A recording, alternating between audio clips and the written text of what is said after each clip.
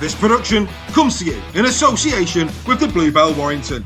Situated in an 18th century building in the town centre and just a 5-minute walk from the HJ Stadium, the Bluebell is the perfect destination for pre- and post-game food and drink. The 2024 Warrington Pub of the Year is now the official home of Super League Raw on Warrington World Match Days for both home and away supporters.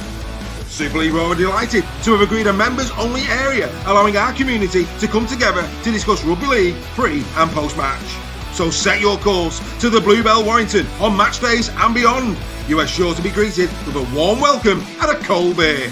Super League Raw and the Bluebell, the perfect partnership in enhancing your match day experience.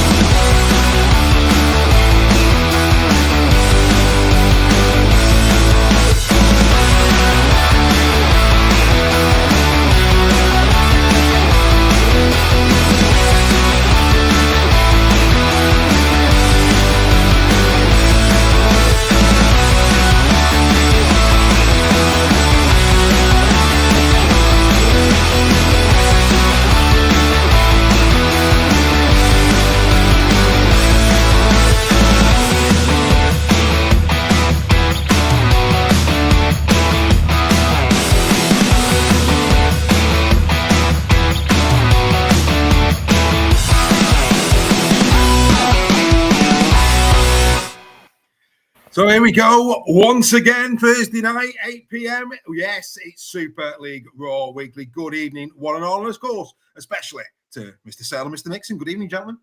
Good evening, sir. Very well. Very well indeed. Back to Tuesday next week, 8 p.m. Back to Super League Raw on a Tuesday night at 8 p.m.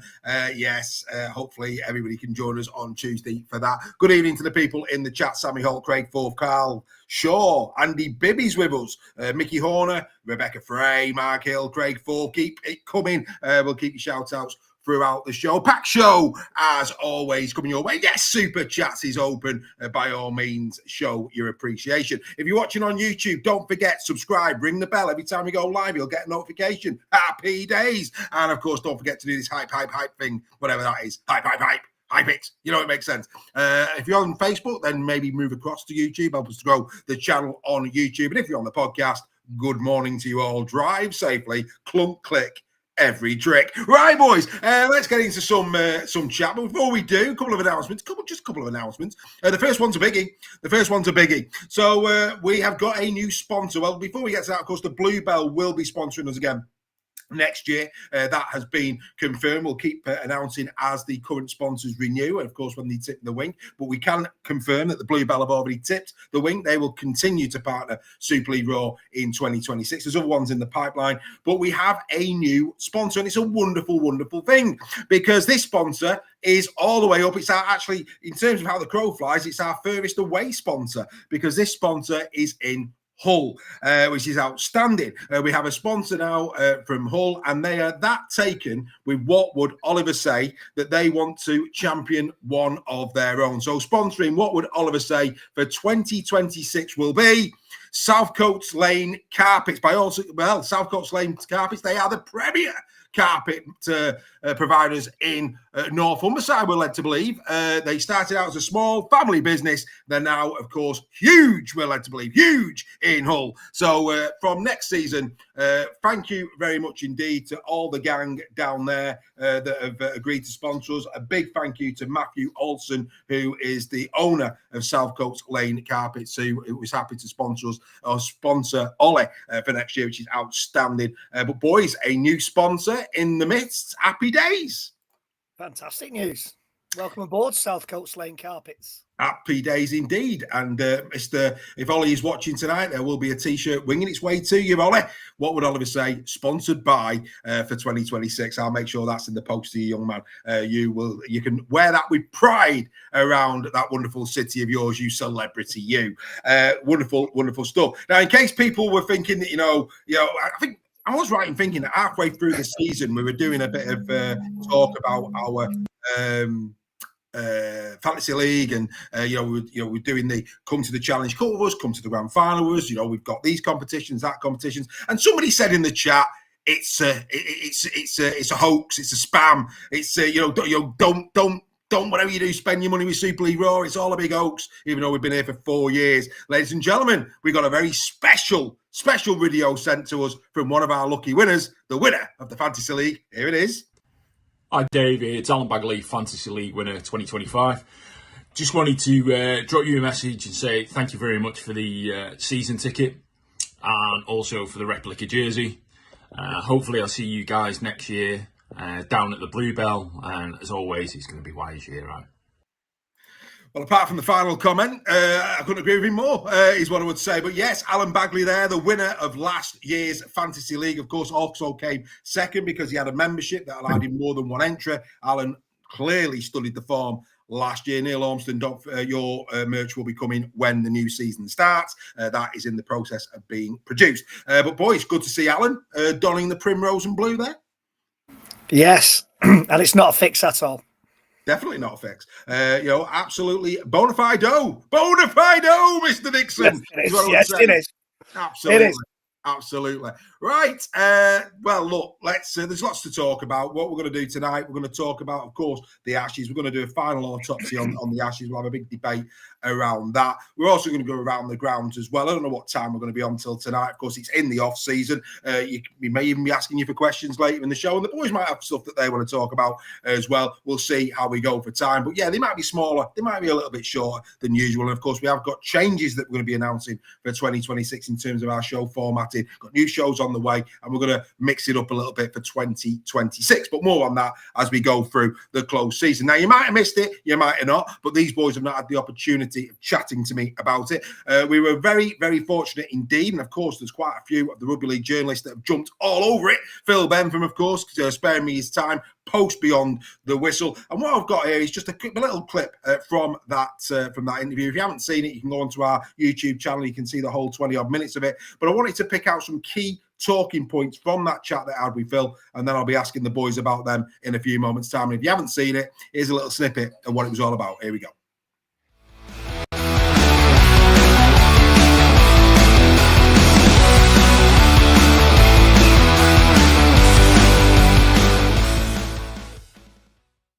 A couple of other bits before we let you go. First of all, just want to touch on the Ashes. One of the big things that we've been talking about, and it has hit quite a few other shows as well, I think, was we saw a bit of breaking ground in Ashes too, when we saw Grant Atkins, talking with the video ref, for the Cameron Munster try. Now, is that something that we're going to see? I mean, what is, from your perspective as head of match day official, do you welcome that, or what was your view on that? Because it took everybody by surprise. That we've never seen that before. No, and it was something we looked at pre-season, and I wanted to introduce it. It's based on kind of the rugby union model, so that they do that. They work as a team, so the on-field referee and the video TMO, they call it, don't they? The TMO work together. So you've got two experts working together to come to the right outcome. Somebody with a feel on the pitch and somebody with the replays in front of them to come to that right outcome. In Australia, they can do that because they've got the quality of footage within the stadium for the match officials to use. We looked at it And we felt that with the kind of quality of footage that we've got, one screen at one end of the ground, as opposed to both ends of the ground, it wasn't feasible for the referee to become involved if he's at the far end of the ground and the screen's at the other end. So that's why we pulled it pre-season last year. But obviously Grant's come over, he's used to doing that. That's his model. And the feedback from our video refs were that they liked getting that feel from the field, and they liked the input that Grant was giving them to assist them with the call. And so it was something different. Had I anticipated it, I would have probably put something out beforehand so that people were expecting it. That's something I'd probably hold my hands up to. But yeah, it was. I think it works, but you've got to have the right setup in terms of replays, etc. Yeah, I mean, look, going back to support for British referees, what I've seen and what I've heard on the wind is, I think a lot of people felt that they supported the British referee in the video ref position. They didn't like it. Now, obviously, with what you've just said, there was nothing not to like. But like you say, I think what was really encouraging was the fact that maybe a bit of patriotism came into that. Just on the topic of video refereeing, I mean, you'll know this. You know, one of the most talked about things every single season is the speed of decision making. Yeah. From your perspective, you know, what can be done to make it quicker? Do you believe? I think we have this fine balance, don't we, of checking things for too long and looking at too many replays of the same thing. Yeah. And we have, when we come in and do our reviews, we have to hold our hands up when we do that. But there's the other side of it of some decisions require that level of diligence because they're difficult. And what we have to get and what we need to improve is we need to improve the balance that we have. So the decisions that we can make quickly and easily, we need to make them quickly and easily. And the ones we need to look at, because people will put up with the longer ones then, because they're not all taking too long, if you understand what I mean. So we have got a proposal in at the moment with the Laws Committee to go to live review, which is the same as the NRL. So every time we think as an on-field official that it's a try, we'll award the try, and the video ref will check that off air in the background. So that'll be 50% of calls next year. So you won't see that next year. We'll just award the try, and then it'll just be checked in the background while they're setting the conversion up. So I think it'll help. Oh, you've just made me wonder. I mean, we've been talking about that for so long, and that will speed it up, because the only time that, as it with the NRL, the only time there's going to be a halting play is if there's sufficient evidence in the video ref's mind to halt play, because hang on, we may have a problem here. If there's no problem, we carry on. Absolutely outstanding. It was worth doing this. For that. We're absolutely over the moon to hear it. I'll probably just clarify that if the referee thinks it's no try, that will go up as no, and that will be checked as we do now. But it's all the tries that we check that we think there's a large percentage of those that we can clear off while the guy's setting the conversion up. Brilliant. And like I say, but what it probably will do is give referees a bit more confidence to give the try, knowing that there's that fail-safe behind them. And again, it's about us not getting too filthy. If a referee gives a try on field and then it's overturned, that's the whole point of that process that you're saying. You know, they made a human decision in their one view of the actual incident. It's a try. With all of those cameras, if it's not a try, that was the whole purpose, wasn't it, of bringing the video in? Whilst we're on about the kind of the time of the game, I'll give you a bit of an exclusive, which we are working with the Laws Committee on. It's not confirmed yet, but it's well progressed. Is that we're looking at a shot clock on goal kicks. Brilliant. To try and get the goal kicks away a little bit quicker, because obviously at the moment, you know, the guys, they wait for the heart rate to drop, they're preparing themselves, they probably talk to the trainer, they have a drink of water. So hopefully the combination of the two, the live review and the goal kick shot clock, should speed that process up, get us back to kick off a little bit quicker. So will time not be called off now like it is currently? It'll still be called off if we go past the 1 minute 20 because the video ref's reviewing. Right. But other than that, if the try's awarded, then it's very quickly confirmed by the video ref. They'll then get a shot clock. At the moment, the proposal is 60 seconds. But we need to look at whether that timing's right. Obviously, we have players on the Laws Committee, so that they're looking at that from their perspective to see whether that's feasible or not. Because we don't want to reduce the skill level of the goal kicks. No. No. But we just need to make it a little bit quicker because we're getting some at the moment. It's over 2 minutes. Well, it's not. I mean, the ones on the sideline, you can understand a minute or whatever it is. It's the ones that are under the sticks where, like you describe, I mean, if it's the last minute of the game and a team is 2 minutes behind, it's amazing how quick those kicks can be taken. But Exactly, so I think that's absolutely superb. Well, outstanding. So there you go. There you go, chaps. Let's clear up the Ashes one first and foremost, because we were filthy about that, weren't we? But by all accounts, we were looking at doing that at the start of last season, and it was halted. Having heard Phil's explanation of why Atkins did that, are you more comfortable now, Greg? Yeah. And before going any further, Dave, brilliant chat with Phil Bentham there. Well done, mate. Another excellent interview. But yeah, I'm more comfortable with it now that it wasn't just. I think we were of the opinion that it was a bit of an arrogance thing last week. Him trying to, whether he was trying to hurry up the video ref or trying to get the decision that he wanted. But now that Phil Bentham's had his say on that, then yeah, I mean, fair enough, fair play. It's been cleared up.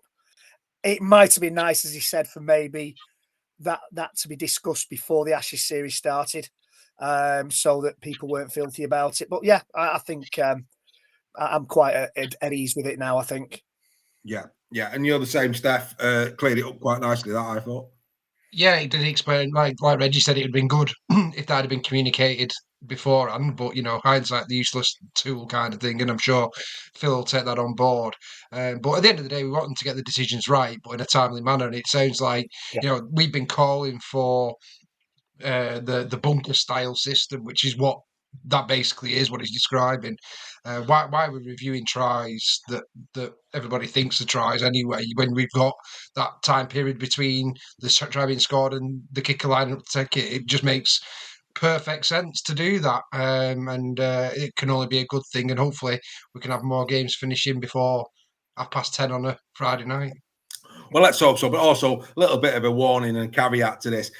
Even the Aussies don't get it completely right. The Mariner try, Samoa against New Zealand. I mean, what on earth? How on earth was that overturned as a no try when even on angle one, he's on the line? I mean, that blew my mind. I mean, no, it's not the case, but if ever, officials were influencing the New Zealand win, because if Samoa score that try, that's a very different halftime team talk, and it was game on.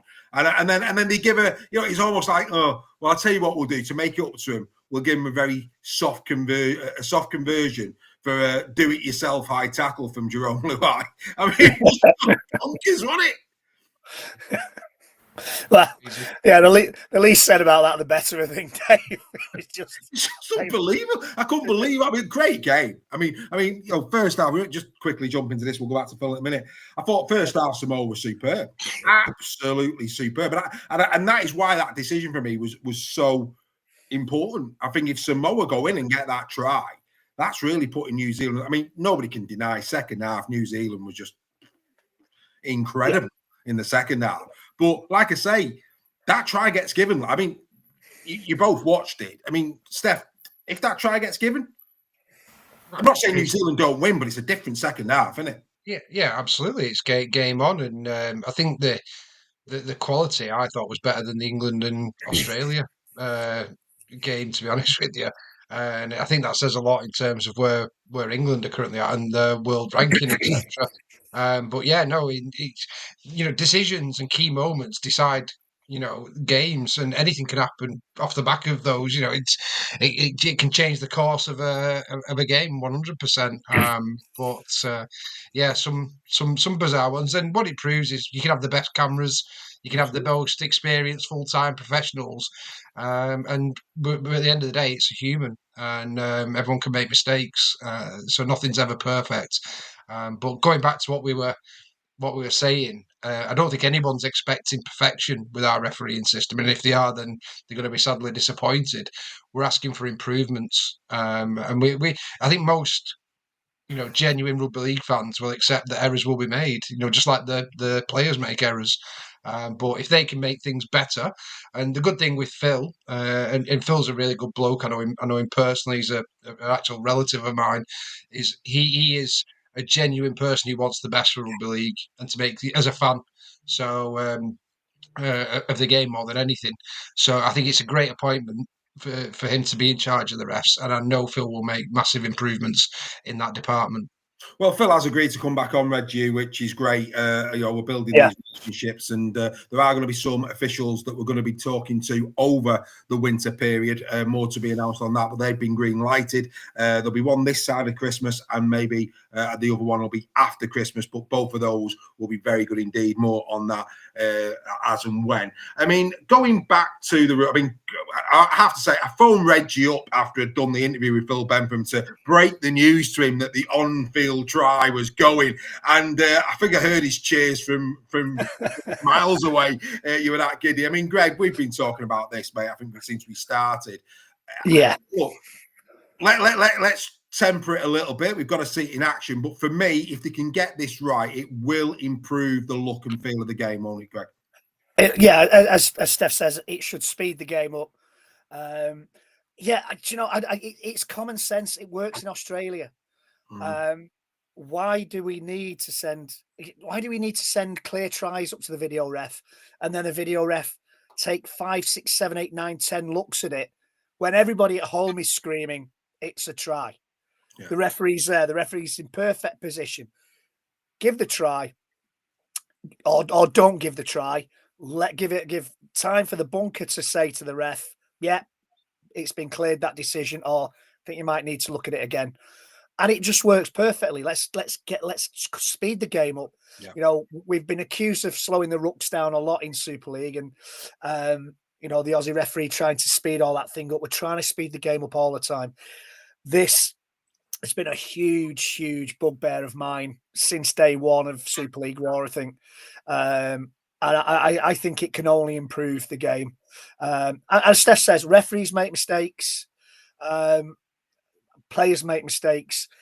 We need to help the referees as much as possible. And by getting them on shows like this, and doing that Beyond the Whistle documentary, just show them as actual human beings. I think we forget that. Chris Kendall, I'd be a hypocrite if I hadn't said I'd never criticised Chris Kendall, but, he's a family man and he gets the criticism, and it just put a human face. And I think we need to use the technology in the best way possible to help the referees to make the right decision, or get the decision as right as he possibly can. And as I think Garibo says in the chat, get that consistency of decision. That's what I think annoys a lot of fans as well. Sometimes there's a lack of consistency. So yeah, it's a cut a long chat short. I'm absolutely delighted that this might be coming in next season. Yeah, absolutely. And I think, it was Emma Bailey who said that, I think Craig Forth also said that they'd have liked it to be padded out a little bit for that reason. I thought, that little glimpse that we saw in Beyond the Whistle of them speaking as a group about consistency, I think we need to see that a bit more as a longer episode. And I think, Phil was open to that, which I think was fantastic. And like I say, really, really good stuff. And then, of course, finally, yeah, the thing that was mentioned was about the goalkeeper. And again, I welcome that. The ones that always, you hear me say to Phil, it's not the ones that are on the sideline, because that is a skill. And, to do that, all right, some would argue it can still be done in a minute. Probably can be. And, and again, that'd be a skill to see it speeded up. It's the ones that are under the sticks. I mean, don't get me wrong, Stephen Ratchford, maybe he'd have got the record if he'd have not took so long and thought about it down in London, but that's another story. I'll be asking about that on Sunday. But yeah, bottom line is, for me, I like it. I think there are two long taken on kicks, and that could be another real, providing it's enforced, because that when that shot clock goes down, I presume you've lost the opportunity for 2 points. Rugby Union, to do you can charge it down, can't you? If they start the run up or whatever. So that'd be an interesting one if they did that. But no, it's I often get frustrated, as I'm sure lots of fans do, when a player is taking ages, and it's kind of a bit of a momentum stroke atmosphere sponge when they do it as well. So if they know they have to get it, especially if someone's chasing a game as well, and it just gets rid of all that. You've got to get it over in 60 seconds, and that again is we all want to see. But one thing that makes rugby league great is the amount of time ball's in play. for constantly. And so anything that slows the game down is definitely a negative in rugby league. We want it to be as quick as it possibly can. And it forces attrition as well on the players, and then mistakes come or whatever, and it can really open a game up as well. So as with anything, we've got to put it into practice and judge it on its merits.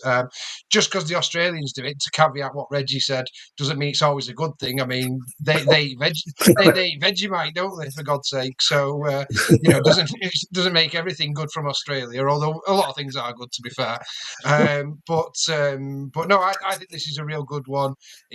We've been calling it for a long time, and hopefully they'll implement it and it gets past the law committee, and we'll see it next season and judge it on its merits.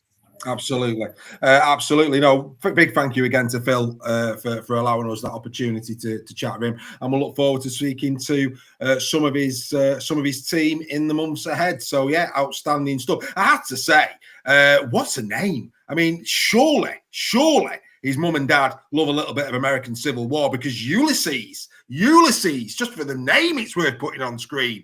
He thinks that Super League clubs should consider creating a documentary that would provide good insight and also help promote the game to new audiences. He's enjoyed the England ones. Yeah, absolutely. What a name, Ulysses. What a name that is. Top draw.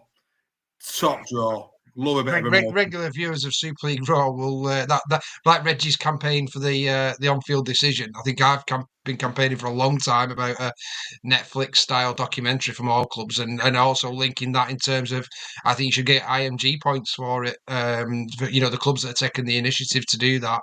That's the biggest promotion of this game, without a doubt, is the fly on the wall documentary style. Absolutely superb, and I find myself watching the other club ones, the Wakefield ones, the Leeds ones, just because I'm a fan of the game, and I think the majority of rugby league fans would watch other teams just to have interest and see what other clubs are doing, and that is definitely the future, like garlic bread. Well, Warrington used to do an access all areas, where it's just a 10-15 minute look at each game that Warrington were at. And it wasn't from the perspective of TV, it was behind the scenes, fans turning up to the ground, things that were going on that you didn't notice. And it was really successful. They've not done it for a few seasons, but other clubs have done these kind of access all areas behind the scenes, mini-sodes, if you want to call them that, for the social media. I think they're really good. I think they're really, really interesting stuff to see what goes on behind the scenes and the prep in the changing rooms and things like that. And fans love stuff like that. Absolutely. No, absolutely. I couldn't agree with you more. I mean, and I think there are a lot now doing it. Wakey doing it, FC are doing it, KR are doing it. I've seen Leeds are doing it, which is really good. And as people like us who absolutely love all that kind of stuff, long may that continue. Really good. Cass are doing it as well, I think. I'm sure I've seen Castleford start doing it. I think Cass are doing it as well. Like I say, the more the merrier. The more the merrier. Right. You just picked up on something, though. I mean, I'm going to flow with you there, Steph. I'm going to flow with you because we're going to get into the Ashes now and have a little chat around the Ashes. I don't know why Greg's put a brick wall on. Just take it off completely, mate. Just show us your bookshelf. But what I would say, some of the use. I mean, we're talking here about the access that the clubs are giving us, the England one. We'll get into that. In fact, we'll have a chat about chasing history in a minute. What I would like to talk about is we've just said all of that about chasing histories. We look behind the scenes, great stuff. We talked about Wakey. We're talking about what they're doing, what Leeds are doing. That said, I do think in terms of this Ashes series, there has been a complete disconnection, other than chasing history, between the England squad, the fans, and the media. I really do. You look at what the Australians have done, in terms of staying behind, signing autographs, all of that. The way they've actually tried to put a rocket up the backside of British Super League, because that's what they've been doing. They've been very professional in the post-battle. I thought Cameron Munster at the end of Ashes 3 was incredible. Cameron on the field is a bit of a, to quote Mr. Reggie Bingo, dark arts. He does a bit of that. But I thought he was a champion fella in terms of the way he conducted himself post Ashes 3. I mean, where was the connection between the squad and Sean, the squad, and the fans? Because for me, it almost felt like they were behind closed doors. Did we miss a trick there? Am I not reading that right? What were your thoughts on that? I think it's been a PR disaster for England. No captain's run. Yeah, you're right that they were off the pitch fairly quickly after the game, while the Aussies were wandering around, signing autographs, having photographs taken. I think it's been a bit of a PR disaster. I don't know whether that's been a deliberate thing to try and keep the camp focused, to have no distractions. Because if you've watched the the series around the Ashes tests, Sean Wayne is so focused, so serious on the job ahead. I just wonder if that was a thing to kind of keep from distracting the players a little bit. But the Aussies, these guys are superstars over in Australia. They're Premier League footballer status over there, and for them to do that, to want to go around the ground and to hand over the boots to people in the crowd and sign autographs, I think was a PR win for the Australian team. Yeah, I mean, look, it's hard to have a siege mentality when the opposition are engaging with the fans more than the home team, Steph. Right, and probably the home fans wanted to get the Australians autographs more than the British lads, because of the reason Reggie just stated. They are superstars, aren't they?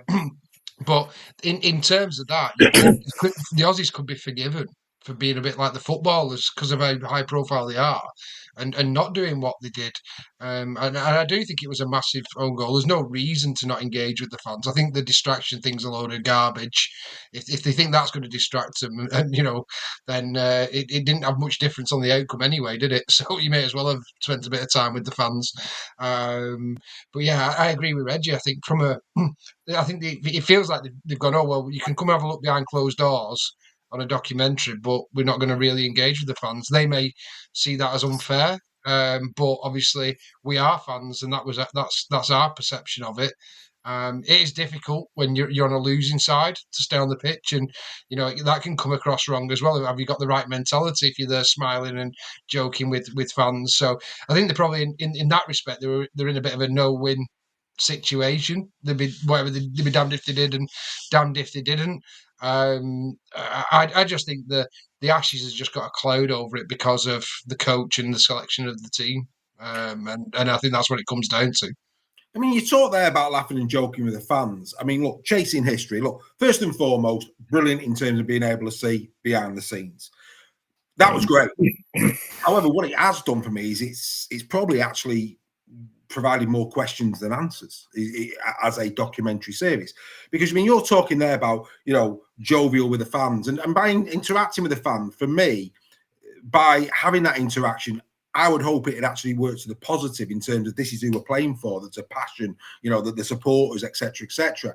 For me, the camp, it looked, I won't say too confident. I don't know how you can be too confident going up against the Australians, but it just seemed too relaxed. Now, some would argue that's a good thing because you want your players not to be nervous going into it, but there's being relaxed, and then there's almost being dismissive of the challenge that you're about. And Sean Wayne, if he was on here now, would tell me to shut up. You don't know what you're talking about. I know he would, because he said at no point were they dismissing it. But I'm just going off the optics of the Chasing History documentary, and it just seemed a little bit too light in terms of the feel of it. Yeah, well, that was epitomised though in Game 1 at Wembley, wasn't it? I criticised heavily for a team that's managed by a motivator. And someone who would have us fired up. And I go back to Adrian Morley, taking the Aussies guy head off in 10 seconds. We weren't asking for that. But then in the Ashes too, we saw that. And I gave credit to Sean, because the only way, let's be honest, the Australian team, man for man, are better players than the England players. Pretty much to a man. They are better. I think. But the only way we would get to match Australia is if we got physical with them, if we intimidated them, if they were, like the Fieldens, the Jamie Peacocks, the Adrian Morleys, the Sam Burgess, they got into their faces. And in Ashes 1, that we didn't. We just tried to be nicey. We got a bit of our fire in our belly in Ashes 2. and then went away from it again a bit, in Ashes 3. And you've got to play to your strengths when you are the weaker side, and we are. There's no surprise that Australian team, we called it before the Ashes kicked off, it would be a 3-0 whitewash. The team selection, even if they'd picked the team that we wanted to pick, I still think it'd have been a 3-0 whitewash because they're a better group of players, individuals, and as a team. But it would have been a lot closer had the team selection been better. I feel, and people can say, "Yeah, you're saying that with hindsight," but we weren't. We were saying that in round 1, we said that in round 2, and we said that in round 3. And all that's happened, and I take no glee in it, is that we were proved exactly right in what we were saying. And it was disappointing, to say the least, in terms of something we've waited for 20 years. Yeah, I mean, look, Greg, I mean, it just seemed a little bit too relaxed for the challenge that was on the horizon for me personally within the actual documentary. And the other thing as well, and you'd like to think that Sean and his coaching team had a bit of a say on what was going to be a part of that documentary. And the thing for me as well was that it was a quite one-dimensional presentation of Sean Wayne, because the amount of times we heard him say, you need to be obsessed, the amount of times that you heard him say, I'm proud of you, the amount of times that he said that they're too good, the amount of times it was after every game, it was almost like plug and play. Now, I'm sure it wasn't plug and play. But that's the way it came across, that it was the same, pretty much the same message. And I don't see how it can be the same message every time. And maybe they cut that wrong, but did you get the same feeling that it just appeared to be the same stuff that he was saying over and over again? Yeah, and I think the word you use there is spot on, the message.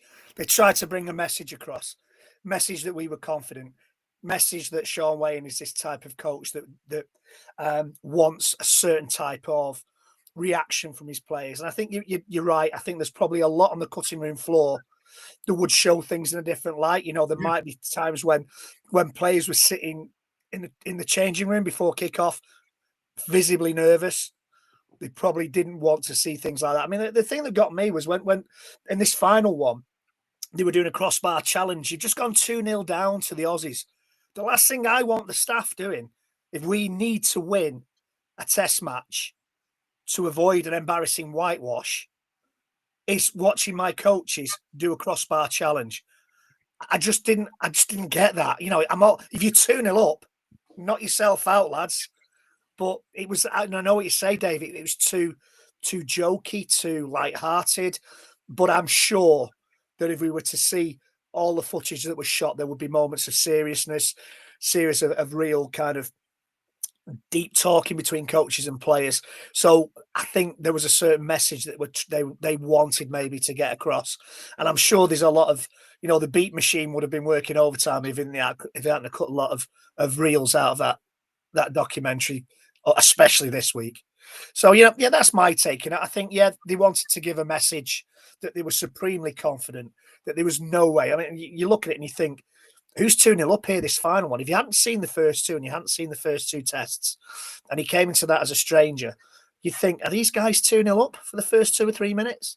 Because of the relaxed attitude they had and the way they were talking. So I get exactly what you mean, Dave, yeah. But I think look, I mean, again, I get exactly, I'm not disagreeing with what you say, but again, this is what I mean about the way it was presented. And, if I'm Sean Wayne, I don't want that showing. I want the drills showing. I want the challenge showing. Yeah, still have the crossbar challenge. You've got to have a balance. You've got to, you can't all be doom and gloom. But don't put it on the Chasing History documentary when you're 2-0 down in the Ashes. And again, it's that little bit of, you want to see behind the scenes. But I agree, it's got to be reflective of where you are in that Ashes series. So for me, no crossbar challenge. More about what are the messages? What are the, like the jovial bit with Newman and Burgess walking off the field, patting back. So too much. Like I say, I think if Sean, I don't know how much Sean and the coaching staff had in terms of say on that, but for me, and I'm sure there was a lot more happening behind the scenes that was a bit more pointed than the rest of it. Maybe they didn't want to show that because maybe Sean Wayne's a player that criticizes in private and in public he's behind. I don't know, but I just felt that was a little bit a little bit odd. Before we move on to the next point, which actually pretty much contradicts what I just said in terms of criticising him prior, because I want to get your views on this in a minute. Mike Todd, Mike, good evening to you, mate. Mike, in the chat, evening, guys. He's a bit late to the party. He's missed the sponsorship announcement, but he's an employee at South Coast Lane Carpets, and they couldn't be happier to sponsor Ollie for next season. Well done to everybody down there, and I'm sure there'll be a special offer or two coming the way of Super League Raw viewers at South Coast this season. No pressure there, Mike. But anyway, Mexicans get free underlay apparently. Hey! There it is. There it is. Outstanding stuff. Wonderful. Whatever you do, don't. Whatever you do, though, don't try and put your floor on your record player. It's not that type of vinyl. Oh, anyway, moving swiftly on. Yeah, that was a tough one. Anyway, moving on. Yeah, see you, Greg. Look, here we go. I want to get back into the contradiction, because what I did pull out here, what I did pull out of right at the start of Ashes Chasing History 3 was Sean Wayne can be heard saying, and it cuts pretty quickly to Sam Tompkins, "I'm not happy with my captain." Yeah. And then it cuts back to him and he says, "But I'm not dropping him." Yeah. I'm not dropping him. I'm not dropping the England captain for Ashes 3. Now, I'm scratching what little hair I've got. Again, why would you put that in? Especially, read the room. I mean, the amount of conversation people have had over Williams and Lewis and the rest of it. And there at the start of Ashes 3, he's saying, "I'm not happy with my captain, but I'm still going to play George." Steph, over to you. He may as well say, I know we're not playing that well, but I don't really care about winning the Ashes. That's in theory what he's just said there. You've got to, form has not mattered to Sean Wayne anyway. It's on reputation, and that was not only in throughout the series, that was prior to the series as well in terms of his selection. So he's lived by the sword and died by the sword in that respect, hasn't he? But for me, that's exactly why, and I'm just going to cut straight out with it. He should be fired, in my opinion, and I'm entitled to that opinion. I think he's had a disastrous Ashes series, which, if it wasn't predictable, would be funny. But we predicted it. We knew it was going to happen. We didn't want it to happen, but that is what has happened, and. He's, like I say, you live by the sword, you die by the sword. For me, he should show more respect to the job now and resign. Off the back of that, because we say this with politicians or whatever. If you make those commitments and you're that bold in your leaving out the man of steel that you don't even recognise and don't even know who's picking it, then you've got to live by the sword and die by the sword on that. And if George Williams had come out and been man of the series, I would be sat here now holding my hands up and going, "Do you know what, Sean? I got that completely wrong." As someone who talks about the game on a weekly basis, I'm more than happy to hold my hand up and say my opinion was wrong on that. He got it bang on, and fair play to him. That's exactly why he's the England manager and why we're people who talk about it on a Thursday evening over a beer. But for me, just going back to the documentary side of it, and it's great that we've done it, to be fair, and like I've just said before about the clubs doing it as well. This is the media that we all want and want to absorb. So I don't want to criticise that aspect of it. I thought it was great that we did it. I don't think the Australians did one. If I can't remember seeing anything from them. They've done little. I mean, like 1 or 2 minutes in there. Not one on that base. Not a thing. They've kind of covered it more in their news over in Australia. Yeah. So you've got to give us credit for doing that. So it's like a glass half full, glass half empty kind of thing with it. But what I would point to, and I'm going to get a yellow card for it, but the British Lions, when they go on tour, they do a series called Living with the Lions, and you listen to the what it means to the coaching staff. They're literally stood in front of those players in near enough in tears, because half of them are players who've represented the Lions previously. What it means to them, the motivation, and you can feel it oozing out of the screen in terms of the intensity.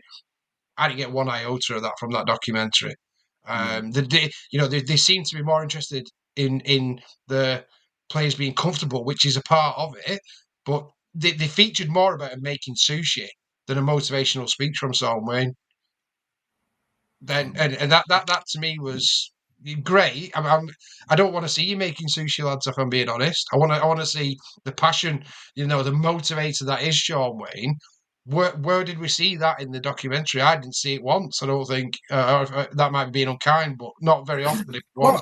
Well, when you saw little glimpses, I think you saw him with Aletsky talking about, when you're blowing and all that, just look at the badge and it'll see. So there was hints of motivation of one-to-one, but like I agree, there perhaps wasn't, and this is probably why Sean is coming under even more scrutiny.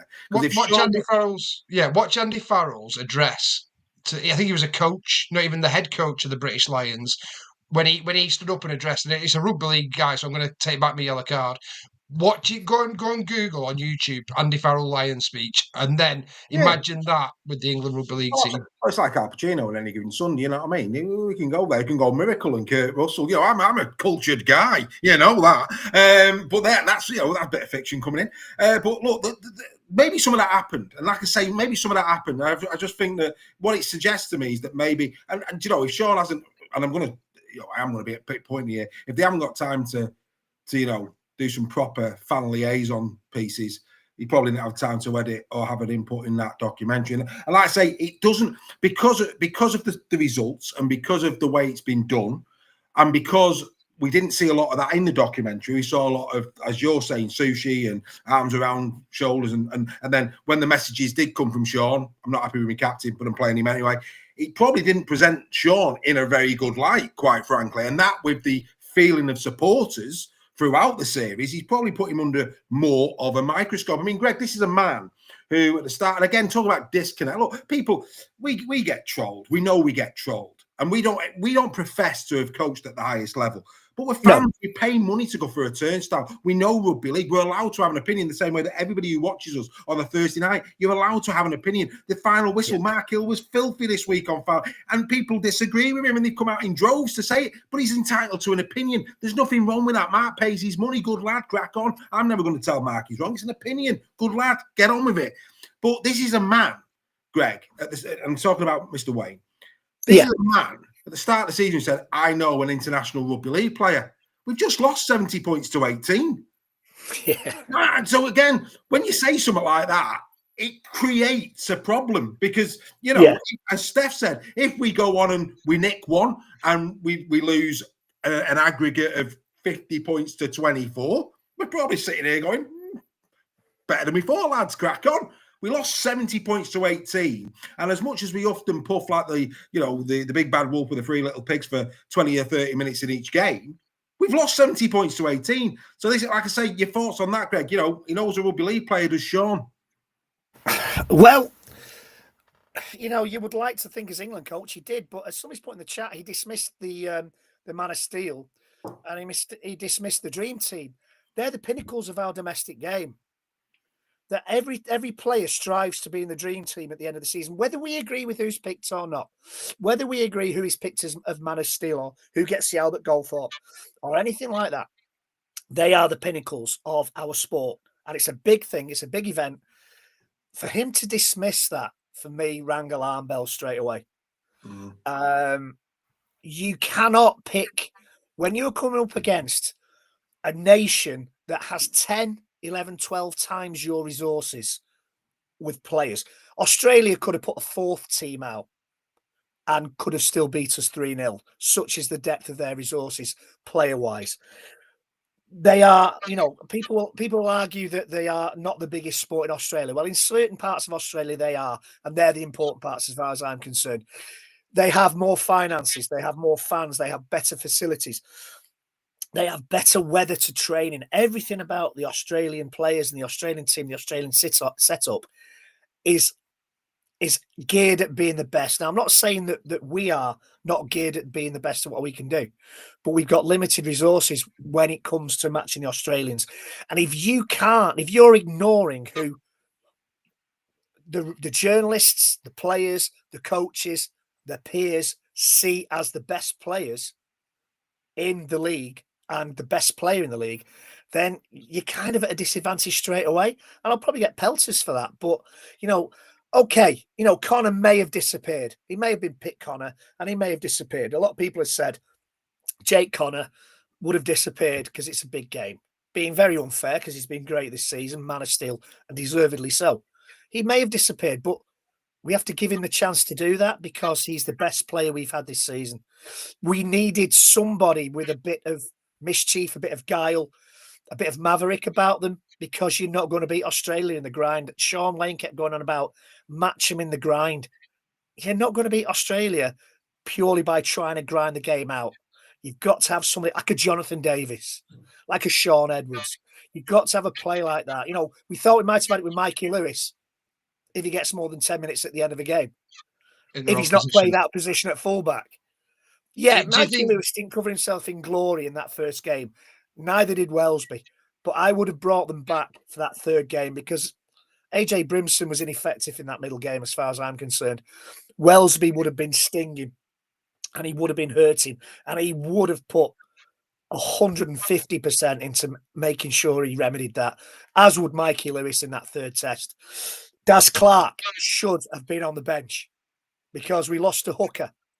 We lost a fullback and Jez Litton was carrying an injury because he took an injury. He scored that, he set that brilliant try up. But second half, you could tell he wasn't 100% fit. We needed another hooker on the bench. That kind of, he got the bench wrong at international level. You can't get the bench wrong. You can't bring on somebody like Mikey Lewis with 10 minutes to go when the game is gone, when you've only been 10 points behind with 25 minutes to go. To me, it's just nonsensical decisions. And, we can all sit back and we can all criticise, but there's just certain things that didn't sit right with me.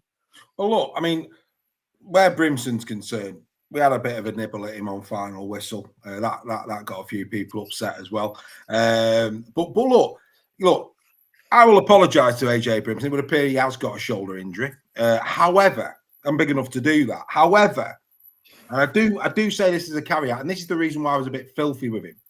Jez Litton in Chasing Ashes 4 goes down with an arm injury and says, I don't know if he heard something snap or click, or I can't remember his actual terminology. Yeah. He wants to play the rest of the game. Sam Burgess, South Sydney Rabbitohs, dislocated cheekbone, carried on and played the game. You saw Callum Watkins strapped up in the dressing room at full time.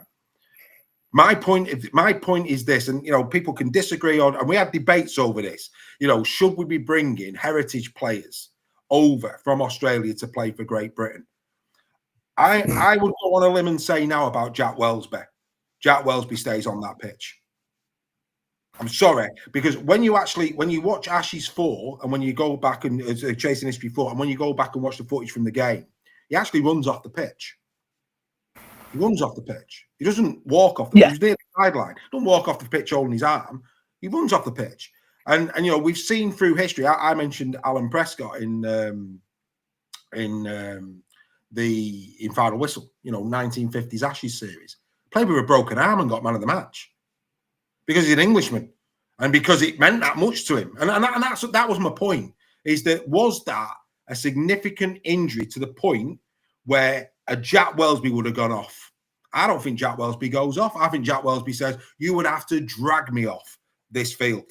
I don't know. Am I being wrong? Am I being right? I think there's a right and wrong in that. Do you think Victor Radley would have gone off? Well, no, but possibly not, Greg. But again, possibly not. But we're talking about, Victor Radley, by his very nature and his career, is a different beast. He's a different animal. I don't think that wasn't the point, was it? It was the heritage or. I think we're not comparing apples with apples. Is what I'm saying. I get your point, and I agree with your point, but I don't think we're comparing. I think there's certain players. It's a tough game, Steph, but then there's certain players, Andy Farrell, Paul Sculthorpe, Samba, that just take it to a Goliath status. So I think Victor Radley and Brimson, it's not a fair comparison. No. But the question was about basically what you're insinuating that there is, should players who aren't, English through and through, they've been brought up in Australia, for example, play for England. Well, I think it's more on the player than thinking. And if they've got a mother or a father that is English, I think they absolutely should be able to play. Does it mean as much as what I'm saying? I think it does. Again, this is a massive debate, isn't it? I mean, so I mean, and again, we don't know the severity. We can only go off the to the photos. right player. It's the right player. This is all about the mentality of that individual, is what I'm saying. So it shouldn't be about that. And as a coach, that's what I would be looking at. Would you, are you prepared to probably a bit grand, but die on that field for your brothers because you played in an England shirt? I think Victor Radley would, and that's where I was making the point on that bit.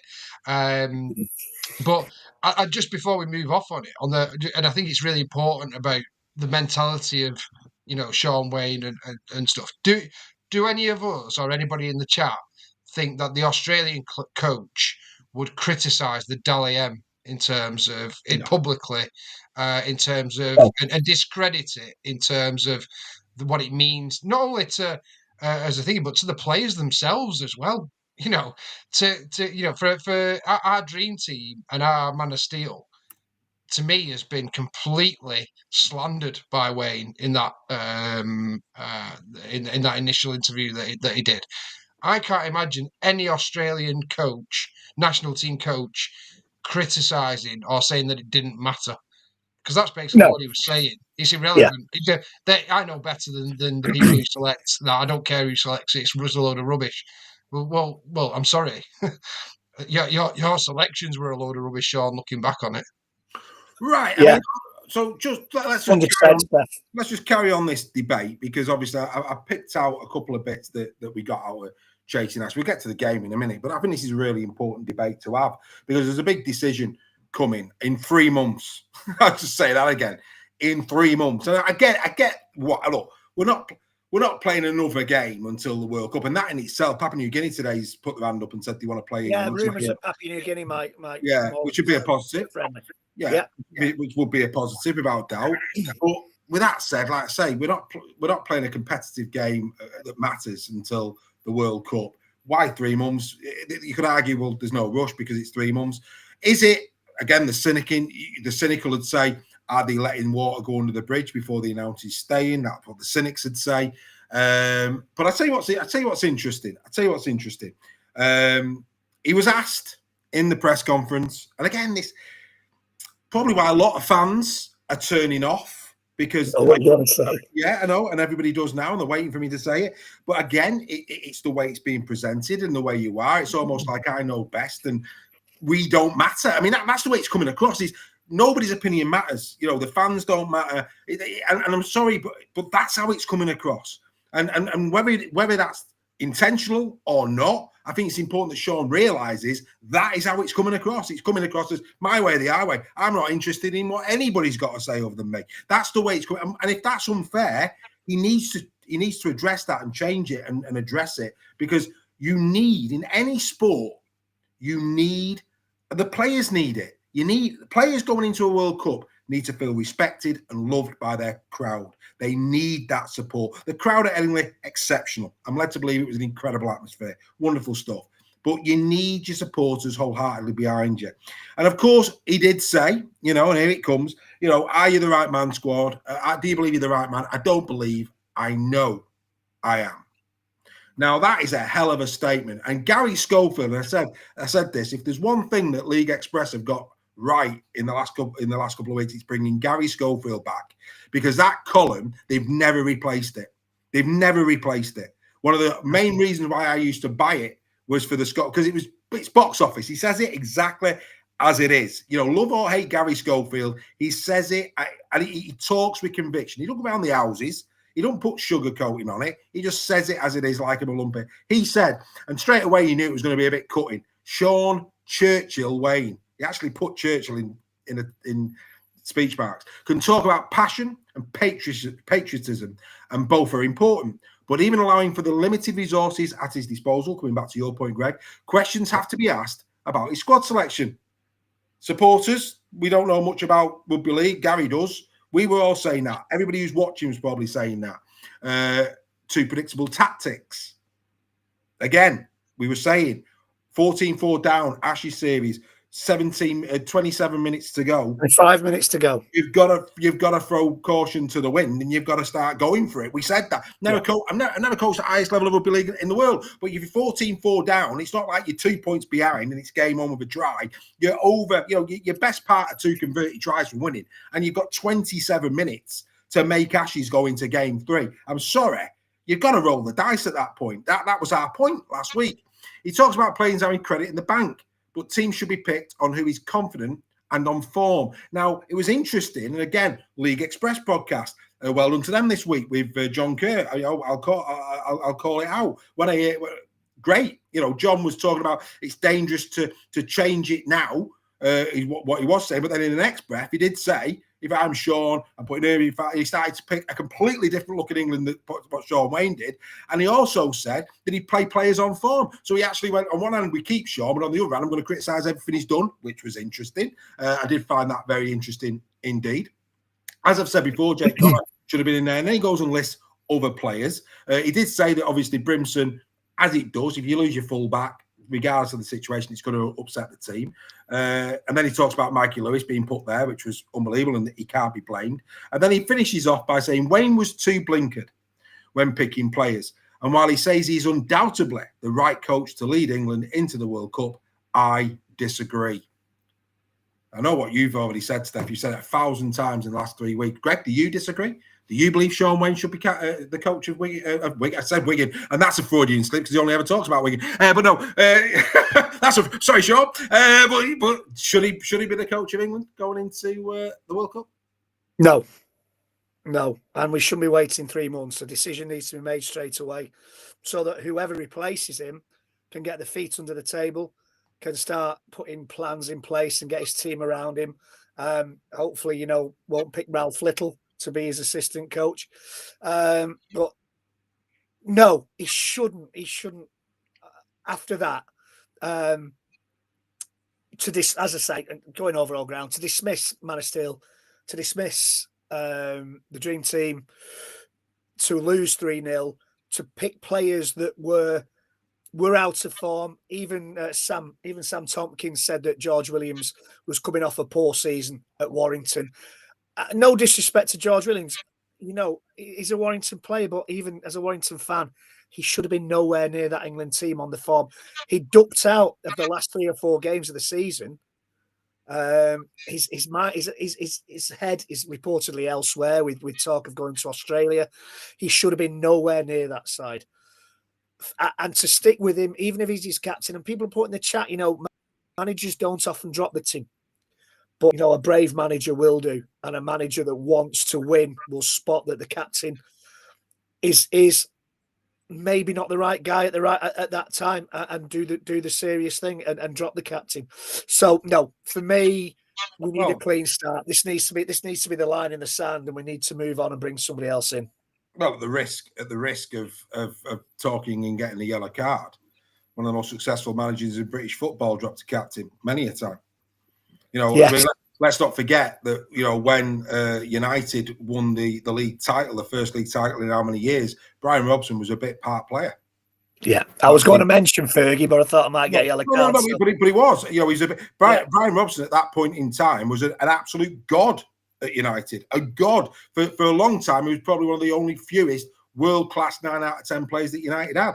But when it come to the twilight of his career, when he couldn't hack it anymore, and Brian McClare was put in that alongside Paul Ince. Brian McClare. Now, I'm a massive Chalky fan, but the bottom line is, this is Brian Robson, England captain, Manchester United stalwart. And the year they won the league, Brian McClare partnered Paul Ince more times in midfield than Brian Robson. I mean, you look at international cricket. If an England captain is losing test matches and isn't performing, that's a step too far. We don't talk cricket on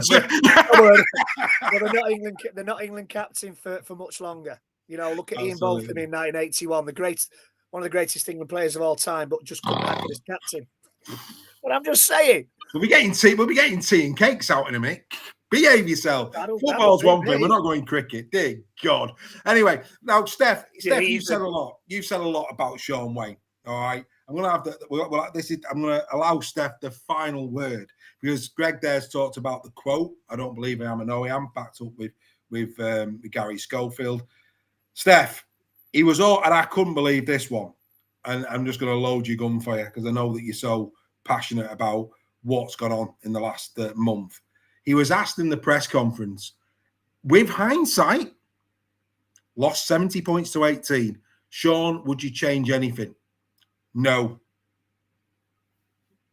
Final word to you, Mr. Sale. If I was Nigel Wood or whoever it is, as soon as them words came out of his mouth, I'd have sacked him on the spot. Anybody who this is the arrogance is part of the problem. I think Sean Wayne thinks he's better than what he is as a coach.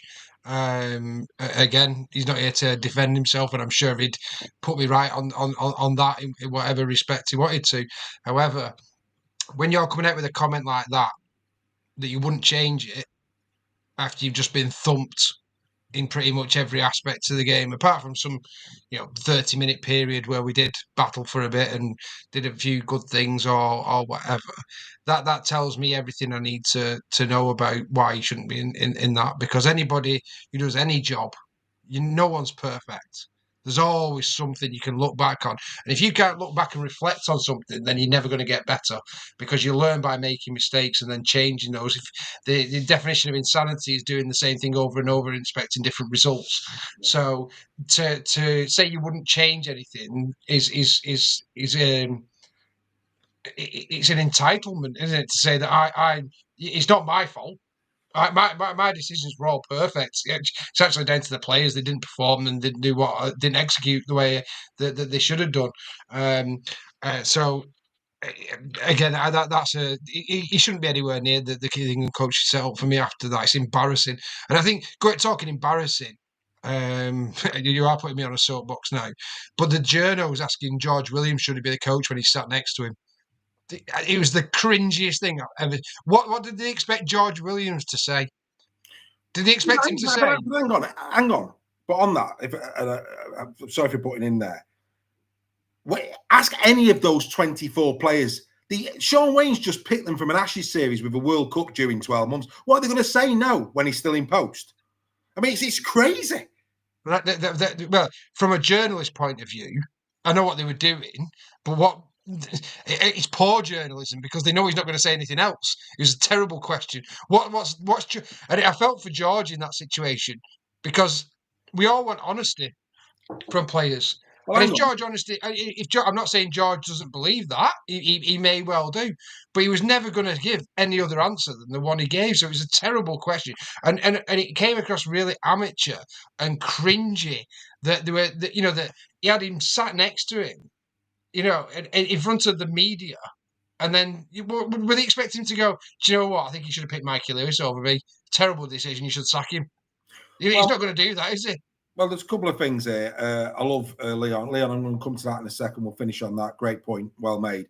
But your point there is, look, here's the point. I mean, look, there's 12 months of rugby league to go. Sean, George Williams has got it in his locker to be sensational in 2026 for Warrington. He has.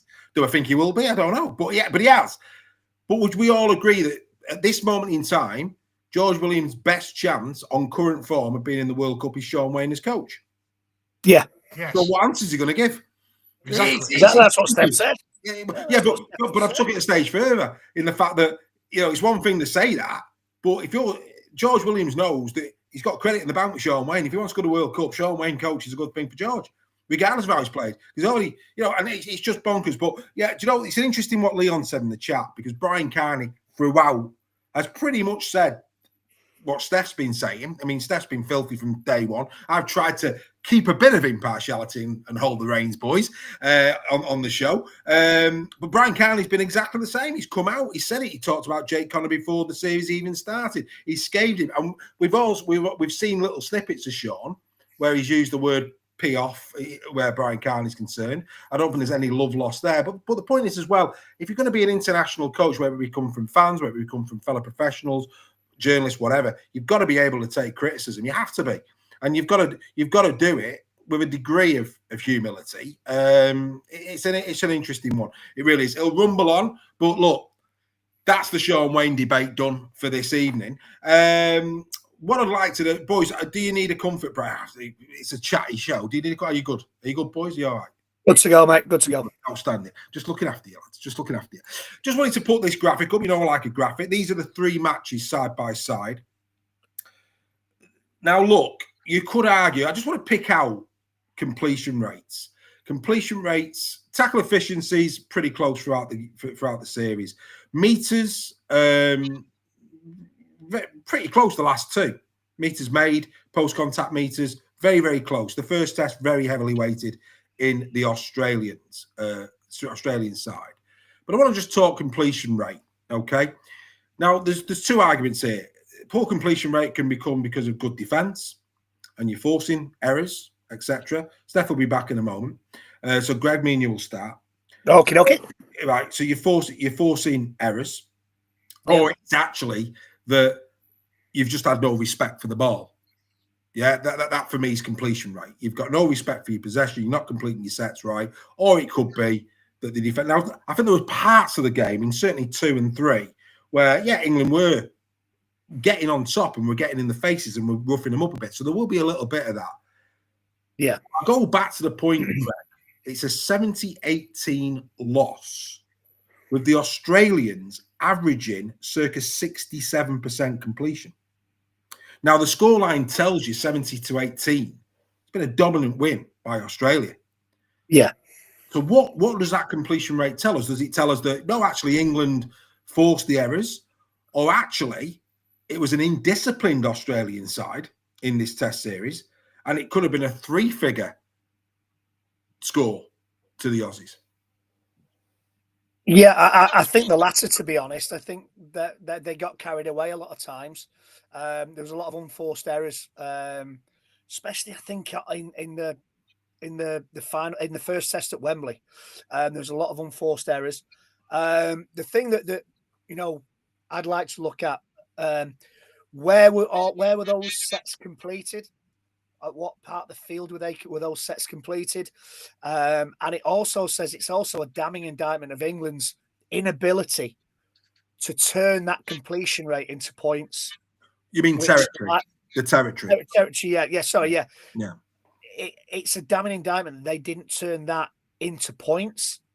So I think, Australia did make a lot of uncharacteristic errors. England, there were a lot of good tackles where the ball was dislodged. I think the England errors were like wild passes that went behind wingers and things like that, with their sets that weren't complete. But for me, if you are on top in the completion rate, you should be winning that game. And for me, that kind of says that we didn't have the creativity on the back of those completion rates to help us to win the game. No, absolutely, and you're right where creativity is concerned. We played 3 games. We've scored 2 tries. One a world. I mean, don't get me wrong. The one on Saturday was Jez Litton take a bounce on, incredible.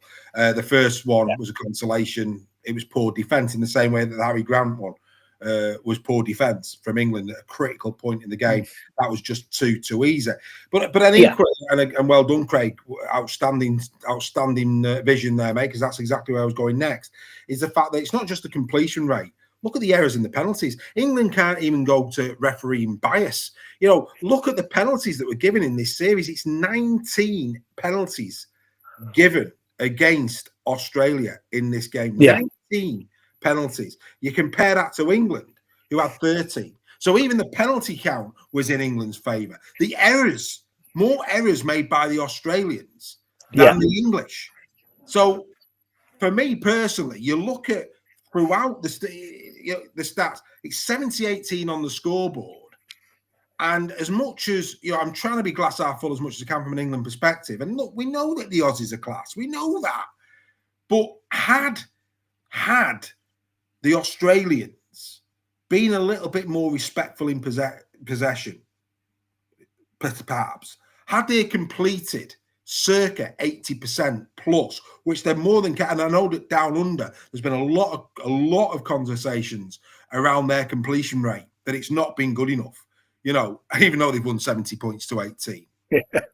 Steph, you're back. I think that they're real key statistics: the completion rate, the fact that the penalty count was in the favour of England, the fact that the error count was more to the Australians. This was an Australian side that, whether littered with superstars, but the execution, we like that word on Super League Raw, the execution of a 3-game test series was had holes in it. I'm not going to say, against better opposition, maybe they reinvigorate themselves more. I think certainly in Ashes 2, Steph, there was almost we just got to turn up and win, and they nearly got caught out. So there might have been a bit of arrogance in Ashes 2. We didn't see that in Ashes 3. But your thoughts, Steph? I mean, I just get the feeling that Australia probably left points on the field. I think they definitely did. I think the refereeing was actually very heavily ref like Super League, even though it was an Australian referee. It wasn't played anywhere near the speed of NRL, and I think had it been, it'd have been even more of a disastrous series than it actually was. I mean, I go back to one of our members, Johnny Hindley, who got laughed at by saying it was the worst Australian side that's toured. I think he's been probably vindicated in what he said there. I don't think Australia were particularly good. I think they did the job and they were better than us, absolutely. But they were nowhere. We didn't see them, breaking through every minute. And I thought Cleary, for example, I thought he had a really quiet series by the best player in the world. He was completely outshone by. I think at fullback. So it's. I think Johnny was vindicated in that respect. I think Australia will look back on it and go, we didn't play to our. I think they were 80% of what they could have done. I think a lot of that though was down to the refereeing style, and I think England should have capitalised more. So the ruck speed was horrendously slow compared to NRL. It was so refereed like, and even with an Australian ref, it was so refereed like Super League, and I was frustrated at times by England slowing it down, but also Australia kind of fell into the trap of doing a similar thing and going against the way that they would normally play in the NRL. I thought, but I mean they won't be bothered. They've got a 3-0 win, and it'd be successful, and that's all that counts, isn't it?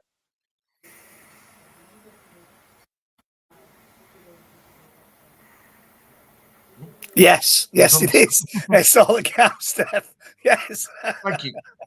Totally agree with you, mate. Well, look, I mean, I thought he'd fallen asleep. No, not at all. Look, First time. Look, it's been a disaster. Let's be honest. And as England fans, we when this got announced on this show, we were so excited about the Ashes. We really were. And we knew, deep down, we had it all on. Then the squad come out, the belief went, and it's played out that way. And I think all things considered, I mean, there's nothing to say. Put it in your diary now, Valentine's Day next year, that's 3 months. Will it be roses or will it be lilies? What's your thoughts? Dave, there's nothing to say that even if it picked a different side, we wouldn't have lost 3-0. But it was like playing the Aussies with your ankles tied together with the squad that he picked. And as you say, it's not even the best Aussie squad that's come over here. And I think Leon said in the chat, the Aussies didn't get out of second gear. No. They really didn't. It was cruel because they toyed with us. They just sat back. They let us throw everything at them, and then they just went. And that's what class can do. That's what class can do. Yeah. And they scored. Yeah, they killed the game. Right, 25 minutes. It says everything, doesn't it? That Cleary, who's meant to be the best, is the best player in the world, and he didn't even look good in that. He didn't do anything. He didn't do anything in that series. Well, he did the bare minimum, didn't he? Well, yeah, but you say that sometimes less is more. Yeah, it is. Yeah, but you would have expected. I mean, going to our, it's probably my kiss of death on BetSteph. The amount of times I backed him for man of the match, thinking he's got to show up in this game and do something that's going to blow everyone away. And that's no slight on Nathan. He is rightly the up there with Reece Walsh as the best player in the world. But he didn't have to. That's the thing. He didn't need a Nathan Cleary to No. turn it on, did it? And I think that's the way the whole Australian um, ethos was in the whole series, is that we can pretty much turn up, let them, like you say, chuck everything at us, and then we know we're just gonna we'll do a bit of magic from Reece Walsh. You know, when they're tired, we'll get Crichton running on it and then do whatever. And it was simple for them. They didn't have to come up with anything. But I think the big thing from an England point of view, for me this year, and why I wasn't excited about it, and I got offered tickets to go to Everton. I turned it down because I wasn't interested, and that's really sad because I'm a massive, passionate rugby league thingy. I just wasn't interested in it whatsoever. But there was no Burgess, there was no Morley, we didn't have an enforcer who you could really get behind. And the one shining one was I think everybody, love him or hate him, is Mikey Lewis, and then he plays him at 9. At fullback or at 9, yeah. But even when you go back to the sin binning of Reece Walsh, and he puts a forward on as the first substitution after that happened, and like I said, we're not rugby league coach. We'll never ever profess to be. I couldn't do the England job. No one here could do the England job. No one in this chat could do the England job. We're not qualified enough. We're not thinking. But every single person, to a man and a woman, as soon as that happened, would have put Mikey Lewis on the pitch. Mate, I'd have put him on. Mate, Ashes 2 at 53 minutes. You're 14-4 down. Mikey Lewis goes on. Oh, at that point in time, George Williams hadn't opened a can of tuna. At the end of the day, you ban Mikey Lewis on and you roll the dice. Look, great chat, boys. Great chat. Right, let's move this on. The World Cup is around the corner. Yeah, the Shaun Wane thing, that's going to play out. We'll see what happens there. Here's my question for you. I want to remind you, I'm sorry to do this, of the squad. I'm sorry. I do apologise. I do. But I want to remind you of the squad because I want us to just consider this for a moment. Okay. I'm going to ask you this question. Of the 24-man squad that was picked by Shaun Wane for the Ashes, who, based on this season's Ashes, this squad, we know that Matty Ashton's back. We know that Danny Walker's back. There's 2 from Warrington who have to be considered for the World Cup. Have to be. No doubt. Walker was the biggest omission. Massive loss. Walker should have played. Walker should have been in. Yeah. And we could talk about the likes of Lewis Martin, top try scorer. If he goes back to back top try scorer, he could throw his hat. So there's loads. There's 12 months of rugby to play. Anything can happen. And as the season goes on, we'll probably talk about who we would have in the World Cup based on form and based on 26, with 25 and 24 in the bank as well. Who can be that word that we pride ourselves on in terms of the Super League World Trophy, consistency. Who can back up in 26 as well as 25? Who puts themselves right on that plane? And that's the question I want to ask you, boys. Based on the Ashes, of the 24, who's got their passport stamped at this moment in time for the World Cup in that 24? John Bateman, I'm not even going to ask you. Brimson, I'm not even going to ask you. Should be nowhere near it. Burgess, I'm sorry, brilliant in Super League, was found out in Ashes 3. And even the most ardent Robins fan has got to concede that. Out of his depth at international level. Been brilliant for KR. Positionally terrible. Awful. Terrible. Yeah. Absolutely. That's what Money in the Bank's all about. Darryl Clark, will the World Cup be a year too far? I would say yes. I just don't see how Darryl Clark goes. Do you? Over the likes of Walker? Clark shouldn't go. Shouldn't have been in this series. Should have been Danny Walker. O'Neill would have been in, but then he had a shocker in the final. That's why Brad O'Neill wasn't in that squad. It's because of his sending off in the grand final. If he doesn't Darryl shouldn't have been anywhere near the squad, regardless. I will put my money on it, ladies and gentlemen. If Brad O'Neill does not get sent off in the grand final, he's in the Ashes squad. That's what did it. That's what did it. Simple as. Herbie Farnworth, boys, has to go to the World Cup. Well, yeah, because he doesn't need a passport because he's over there already. And let's be fair, he's the best player we've got. Yeah. Regardless of what anybody thinks, he's the best player we've got. And just on him quickly before we move on. This is where the halfback combination thing and everything. We didn't feed Farnworth. We didn't give him the ball anywhere near enough. Our edge play was Mate, our edge play, by the time it got to the centre of the winger, the halfbacks had took all the space throughout the game. And all that was left was a Hail Mary pass to a winger who could go nowhere. It was the same play time and time again. And you can't blame your centres. And I mean, we've actually done analysis here on Super League Raw where we've talked about space being took up by. I think we talked about. I think it was Price actually for Hull FC during the season, where his line running just wasn't clinical enough because he was going too far, which basically took all of the space out on the edges at Hull FC. So, like I say, we're not coaches, but I like to think we've got a good degree of knowledge when it comes to rugby league and what it's all about. Farmer needing more space. I feel for Ethan Havard. Should never have been in this squad. He was hung out to dry. Not out of his depth. He was hung out to dry. Should never have been in there. I feel for the lad. And the World Cup for me will also be a year too early for him, for me personally. So I'm not going to ask you that. John Stone, not even going to ask you that. Knowles, definitely, I would say. Yeah. And going to the NRL, going to get better. Yeah. He was one of the shining lights in this series, Knowles, as he has been this season. Proved a lot of people wrong. Yeah. Got his discipline sorted.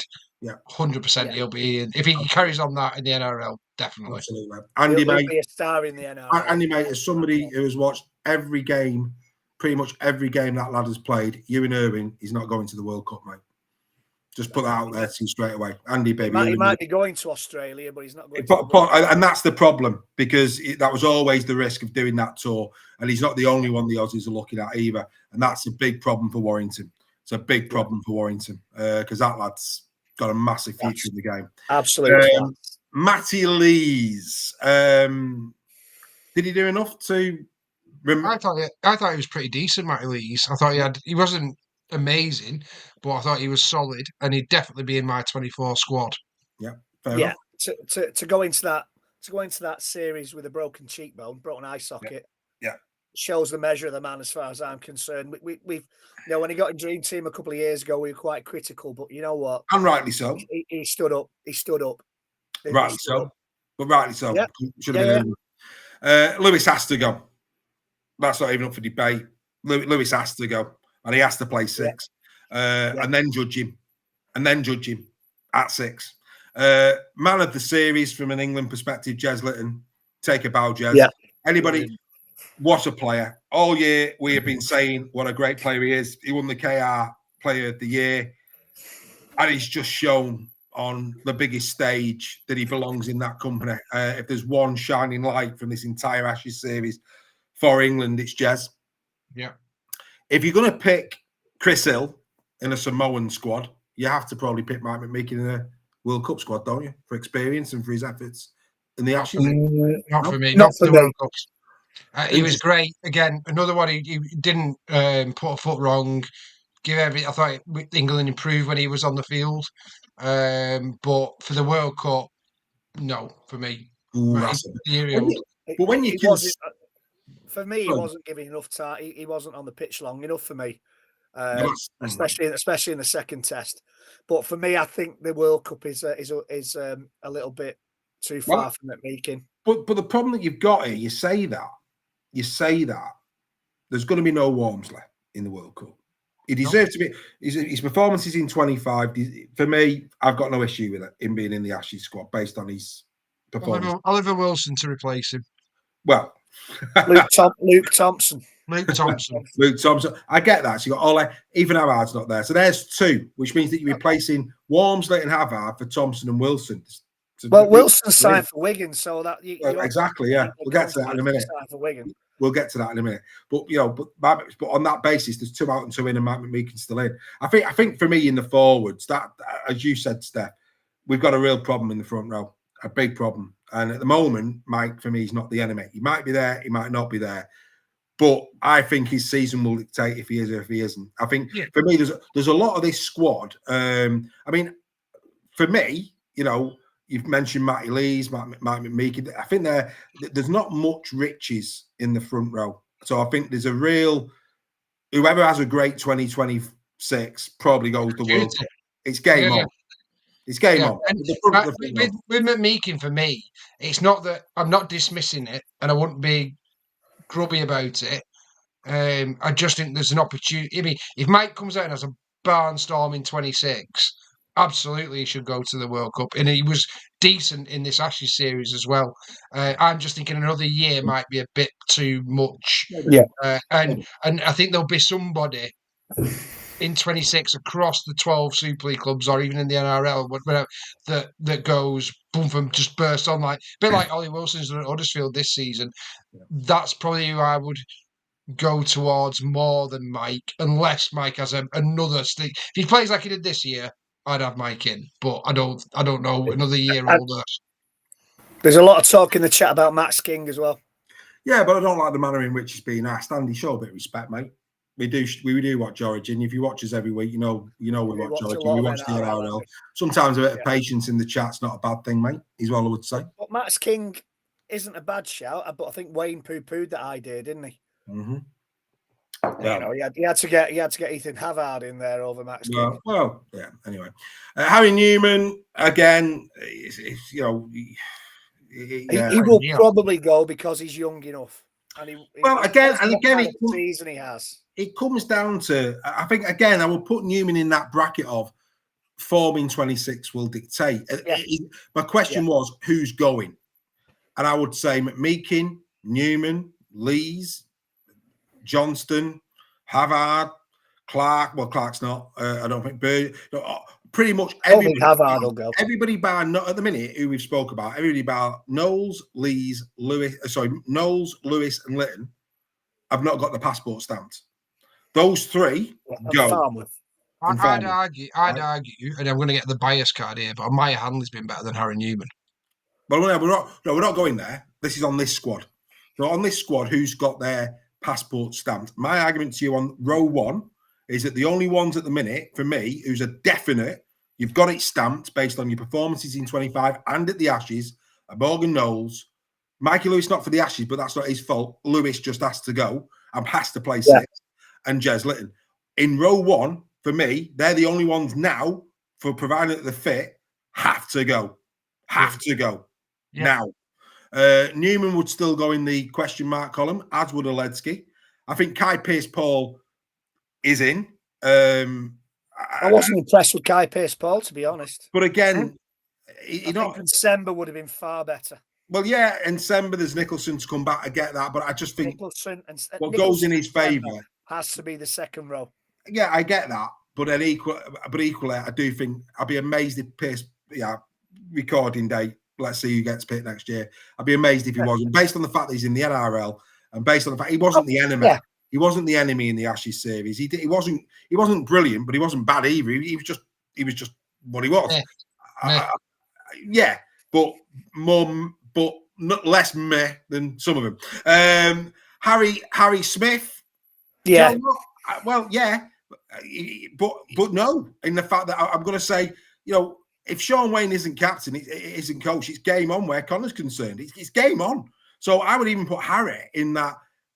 It will depend on who's coach and 2026 if he goes, and that is a big statement. Harry Smith will be in the squad. Well, but at worst, he's the backup. Probably, yeah. Probably. So he's got to go. But would you? Yeah. But would you stamp it now? That's my point. Would you stamp it right now? I would. Yeah, I would on the fact that if he's not starting at 7, he is the backup. Fair enough. Yeah. Fair enough. But then what if George Whitby gets a shot at St. Helens and lights Super League up this year, which is a possibility?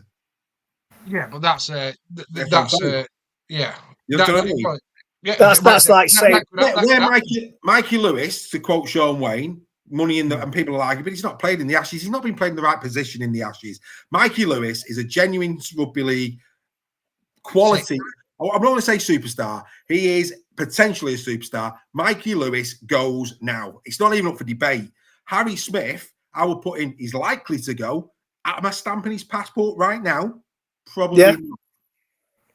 Because anything could happen. Jake Connor, George Whitby, anything could happen. Could happen. Well, that's like saying Aaron Lindop will have a wow and replaces Harry Newman. Could happen. Farmer. Could happen, yeah. But we're not Could doing. happen. We're not putting Newman in. That's why I'm not stamping his Newman. passport, Greg. I'm not stamping his. It's all in the ether. Newman's in that category. Obviously, if he has a wow of 26, he goes and we say fair enough. But I'm not stamping his passport now. Harry Smith goes Well, to the World that's Cup. fine.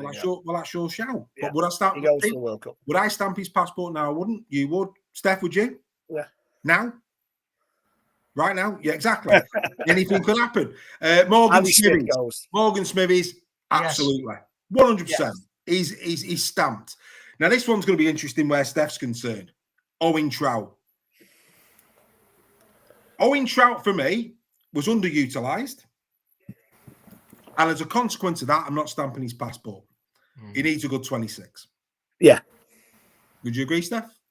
I think he does need a good 26. Especially when you consider who's in second row.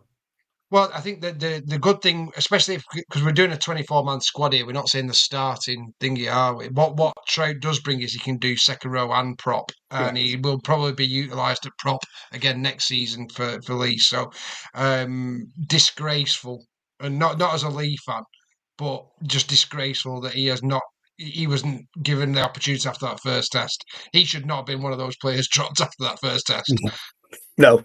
So he needs another good season, which I'm sure, bar injury, Owen Trout will crack on again next season. But I'm not stamping his passport. Yeah, I wouldn't stamp his passport. He needs a good. He needs to.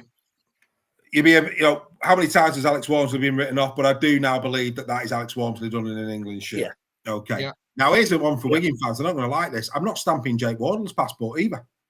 Not at all. He's been less effective in 25 for Wigan than he was in 24, and his Ashes performances for me haven't been great. And we have got a lot of very talented up and coming centres with a bit of vibrancy behind him. Wardle needs to show he's a quality player. I'm not saying he's not quality, Jake Wardle, but I will put him in that category of he needs to earn it in 2026. That's what he needs to do. And if he does, I think he rested on his laurels last year because he was superb in 24. He quite possibly did rest on his laurels. Yeah, this season. But he's playing in a team that have got class players in it. Yeah, agreed. Callum Watkins again. That's him done for me. I just don't see how you can take Callum Watkins to the World Although Cup. he was probably superb. Our best second row. Brilliant. It was same as Worms though, wasn't it? But in the end, you've got the likes of Matty Nick, who I think Matty Nick's coming in. Yeah, Nicholson and Nsemba. Yeah, and Nsemba, yeah, exactly. Yeah. Jack Wellsby, would you stamp his passport now? Well, based on 25 and the Ashes, no, you wouldn't. Would you? Jack needs a big year. Not this moment in time. He needs to play every game for St Helens at fullback and be good. And be good. Same as Owen Trout, got the ability, but needs to have another solid season. But in Wellsby's case, injury-free, fullback-driven season for him to cement that fullback spot. Yeah, I mean, look, Andy B was talking Aaron Lindop in the same way that I poo-pooed his idea over Ewan. There's no doubt about it. Aaron Lindop has got, again, injuries. He's just got to stay injury-free. That lad has got everything. Yeah. He's got absolutely everything.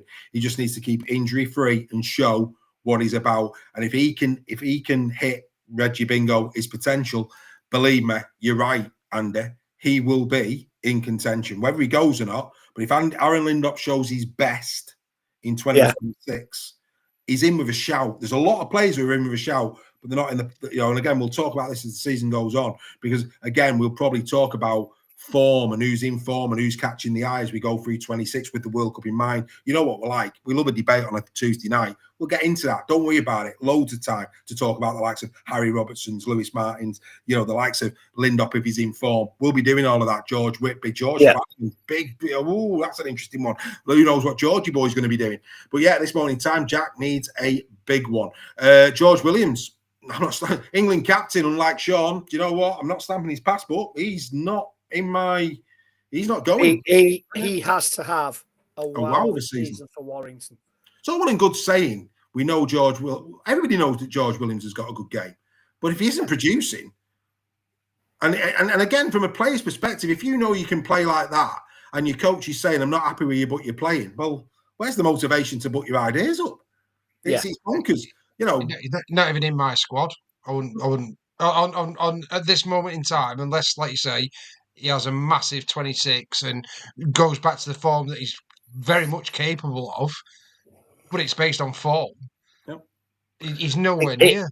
Nowhere near. For me, Steph, it's form and attitude. Yeah. Attitude and injuries. Williams. And because the thing is with George, you've got to be fair to him. You know, when he was at the NRL, he was class, and he's had some class moments for Warrington as well. But he's been hampered in the last 9 to 10 weeks because of injury. He should have been nowhere near going into this series. You know, he's not fit enough, and you could tell he looks shadow of himself. And Father Time's catching up with him. So it's to go into the squad. It's not for me. Good evening to you, Mr. Roach. Great line. Yeah, but I've coloured them all in, Mr. Roach. Yeah, and he's actually managed to stay in the lines. But no, look, the bottom line, and do you know what? I'm just going to say this as well. Like, we put a lot of social media. Mark Hill, you know, the lads who did Final Whistle, very impassioned. I love the Final Whistle this week. I thought they did a tremendous job. Yeah, but they have come in for some pelters, especially where Shaun Wayne's concerned. And when I actually looked at where those people lived, well, it was a WM postcode. And this is the thing, ladies and gentlemen. And these are the things, ladies and gentlemen, right? You're listening to Warrington Wolves fans saying George Williams should not, on current form, go to the World Cup.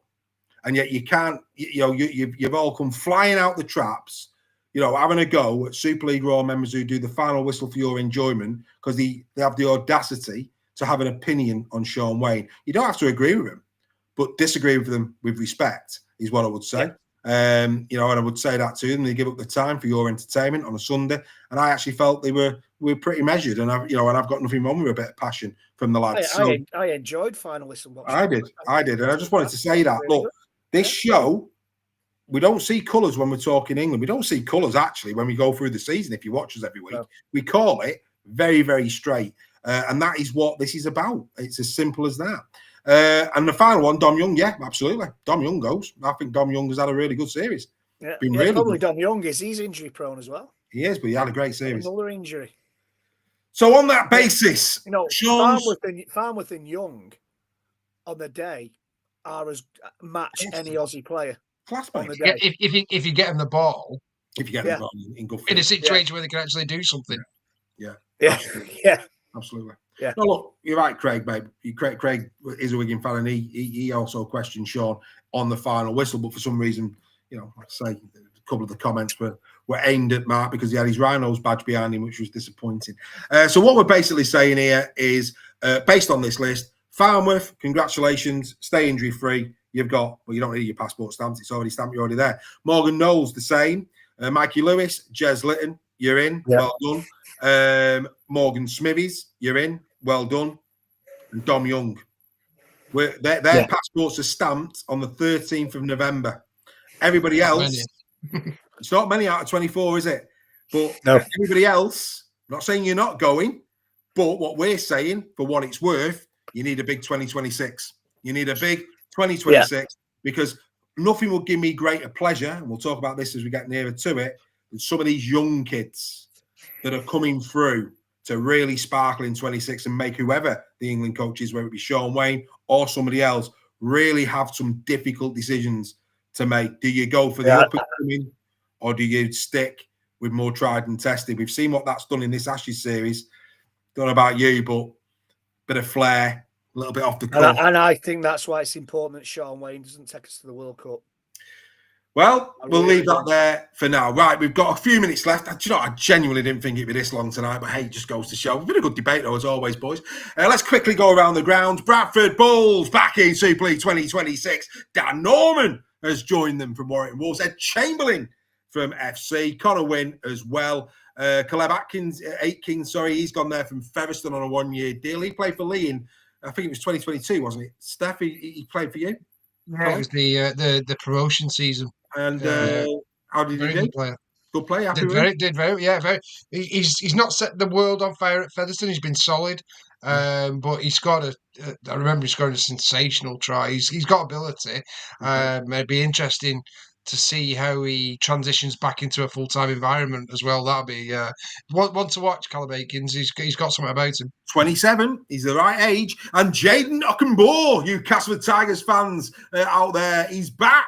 He's back. Oh, sorry, it was Hull FC, wasn't it? Sorry. Well, I'm getting confused between him and who was the other lad left Castleford? Was it Simbikin? Not Simbikin. Yeah. Oh, yeah. Something like that, yeah. Was it Simbikin? Or was the one before him? It was the one before him. Trying to remember his name. He was decent as well. The one that Warrington were after last year. Played well. Went back at the end of last. Oh God, I remember. That could be anybody, that Dave. No, he left Castleford at the start last year. Help me out in the chat. But he played well. Castleford, second rower. He left Castleford at the start last year, and Warrington was sniffing around him. Went back to the NRL. He had the second tier. Weren't Jaden? Remember now, Jaden was Hull FC, wasn't he? What was his name? Get it in the chat. Get it in the chat. Can't remember who that was. Didn't he have the dreads? Oh, Elder Keane. That's the baby. Yeah, it's come. He didn't have the dreads. No. It's come. That's him. Yeah, that's who I'm mistaken about. Jane, of course, was FC. Back he goes. He's going in. Castleford Tigers, Aidan Doolan. Warrington Wolves. Oh, yes. People that have forgot about this boy, let me tell you, I had the pleasure of watching him in the reserves and academy. 22 years old, hooker. Decided to go down under. He was part of the South Sydney. He got the opportunity to go down. Surprised everybody at Warrington when he left. Real good hooker. Didn't work out for him at South. Played a little bit in Barrow last season, but he's back. And Widnes as well, I think. Yeah, mate. He's a player. He's a player. I'm really excited about Aidan getting that opportunity. Congratulations to him. That is a good signing, Castleford Tigers fans. He's got a lot of quality, that kid. It's good to see him coming in. And, of course, Tex Hoy, our Tex, departed. Our Tex? Yeah, Partex. Yeah, I like that. Our Tex. Yeah. Do you know what? Look, Tex, if it means anything, mate, you leave Castleford. He's going wire. He's signing for wire. You leave. He's got no chance. You leave Castleford, mate, with my very best. When you left FC, you know we weren't enamoured, but do you know what, mate? You're all right, you Texy boy. I hope you get your contract. Good luck to you, mate. Good luck to you. No real news out of Catalan Dragons. Huddersfield Giants new shirt. Ooh, it's a tasty little number, boys. Quite nice. I like that. Quite like it, yeah. I like that. Joel's a bit disappointed because the lines go across and not down. It's not slimming. But I can say that he's not here till next week. Joel returns on Tuesday, ladies and gentlemen. We'll look forward to having you all mucker with me. Ash Goulding has been told he's surplus to requirements at Huddersfield this week. So, yeah. One of the he's been solid for Huddersfield, and he's not set the world on fire, but he's never kicked on, has he? His squad, he's a good squad player. Yeah. You could see him maybe going to Toulouse. Toulouse, Bradford, I don't see him going York. But maybe, Ash Goulding is a very good coach, so maybe. Yeah, he won't want to go. I don't think he'll want to move. His feet. Yeah, I don't think he'll want to move too far. I think Bradford, they're in it. Bradford. Either that or does he step down? Does he go?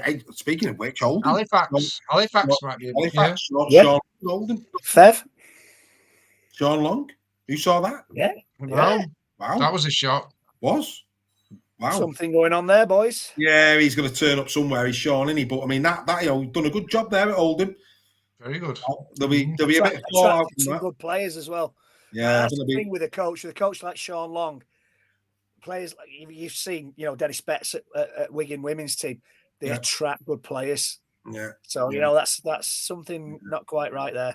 Well, things will probably come out with regards to that. Mutual consent's always the alarm bell, isn't it? Yeah. Something's happened there. Something's happened there. But yeah, a surprise. No doubt about that whatsoever. Right, let's just I'll just bring that graphic back on because we want to change it. Just sticking on Huddersfield for a minute, I have to say, and again, a little bit. I don't know what it is with KR fans at the minute where Wigan are concerned. There's a lot of talk over Ollie Wilson. Let's get into some facts. Let's get into some detail. Just for a minute, Ollie Wilson is a great pickup for Wigan. Anybody who doesn't think that Ollie Wilson is not a great pickup for Wigan needs to give their head a wobble. Now, I've compared and contrasted to the two Dream Team picks and Tyler Dupree, who's replacing. So, for the purposes of the podcast, Ollie Wilson played 17 games, Dupree 25, SASA 24, McMeekin 24. In terms of carries, Ollie averages 9.7 carries a game. Tyler Dupree only 7.2. Herman's a beast. And let's not forget ages here. Ollie's 25. Herman's in his prime. Mike McMeekin coming out of his prime. He's got development in him as Ollie. Yeah. But Tyler Dupree, 7.2 carries. Herman 15.3, 13 for McMeekin. Run meters per game. Ollie Wilson 68. Dupree only 50. They are Wigan Warriors fans. You're getting 18 metres more a game from the lad. Herman's a beast, 107. Mike at 97. Like I say, more experience further down the track in the career. All of them averaging 7 metres a carry, bar Mike at 7.5. So all very similar in terms of where they get to on the field. Tackle busts. Ollie Wilson, 2.6 a game. Tyler Dupree, 1.1. Herman SASA, 5.4. Mike only 1.4. So only second to Herman SASA. He averages 25 tackles a game, which is on a par with SASA. Mike McMeekin's got 32 and 16 for Dupree. The only thing that at the moment pretty much is against Ollie is his efficiency. He's 91, where the rest are 94, or in Mike McMeekin's case, is 96. Wigan Warriors fans should be delighted. The odd Wigan Warriors fan who wanted to keep Dupree over Wilson. Hello. For me at this moment in time, if Warrington, well, if my choice was Dupree or Wilson, I'm sorry, I'm picking Wilson all day long. Lads, can you believe that people are questioning this signing from Wigan? Now, don't get me wrong, with Dupree, they did something similar and it caught them out. Something tells me it won't be Wilson. I think Wilson, if they can keep him fit, is a quality player. Yeah, and that's what he said there, Dave. If he can stay fit. Yeah. And that's the thing for me.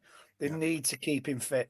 And if he can stay fit, he's going to be a player. And, you know, as we said earlier in the talk about the Ashes, the World Cup squad, he stays fit and Reggie Bingo gets, you know, fulfills his potential. Yeah. He'll be on that plane to Papua New Guinea Australia next year. He's edged his bets if Mr. Wayne's still in control of the England squad. He's He's that's passport stamped, isn't it, with Wayne in charge? Yeah. So anyway, just wanted to clear that up. Ollie Wilson, for those people who have infiltrated social media, Huddersfield Giants fans are devastated, albeit they're not happy with the way in which he's left. But anybody who thinks that Ollie Wilson's not a good player for Wigan Warriors, go and give your head a wobble. That lad has got everything about him. Hull KR, I just want to extend, not much news coming out of Hull KR unless you're a lorry driver. Hull KR, no, I'm not on about Baz, I'm on about the shirts that went out the back of it. Hull KR, Don Robinson, former chairman at KR, passed away since our last show. I want to extend our condolences to his family, to his friends, to everybody associated with the Robinsons. With the Robins as well. Robinsons and Robins. See what? Hey, tell you what, it was meant to be, wasn't it? Our heartfelt condolences with regards to that. Leeds Rhinos have announced Ethan O'Neill. Now, I think this is a great pickup. Greg, I'm going to ask you because I'm very conscious of time. Who's come off better here, Warrington James Bentley or Leeds Rhinos Ethan O'Neill? Moving on. I have to say, I mean, look, Ethan O'Neill, if he, again, another player that if he can stay injury-free, that last potent, he's absolutely for the Leeds Rhinos, if he can stay fit. Good news for the Lee Leopards. I hear it on good authority. And again, you know me, ear to the ground. I'm hearing on the grapevine, Oliver Morgan, academy-winning hooker at the Warrington Wolves, who has been released by the Warrington Wolves. Lee are sniffing. Let me tell you now, Lee Leopards fans, if you pull that one off, that is a great signing for your future. Oliver Morgan, potentially on his way to the Lee Leopards. I don't think they'll be his only suitors. Again, played very well down under, maybe Australian interest as well. Yeah. But if Lee Leopards pick up Ollie Morgan, you've got a belter. You really, really have. St. Helens have nicked Jacob Douglas from Wigan Warriors. It's 8 games for the Warriors, 4 tries. Seen him score a hat-trick last year against Salford lads. Decent. And decent as well. He's the other young lad that Saints have got who had a really good season. Where? St. Helens. Saints winger. Yeah. Oh, yeah, in Dagnall. Dagnall. Yeah. Dagnall and Douglas.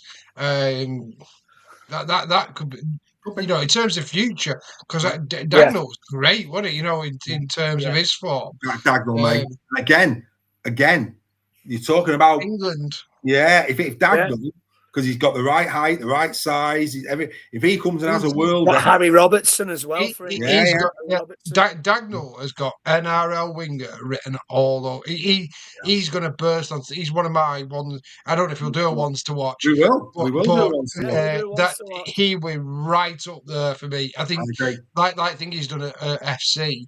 He could be exactly the same as that next year, right up there with the top try scorers. That's a nightmare for Stuart Pike next year. Dagnall and Douglas. It's a mouthful. People wonder where it's coming or going.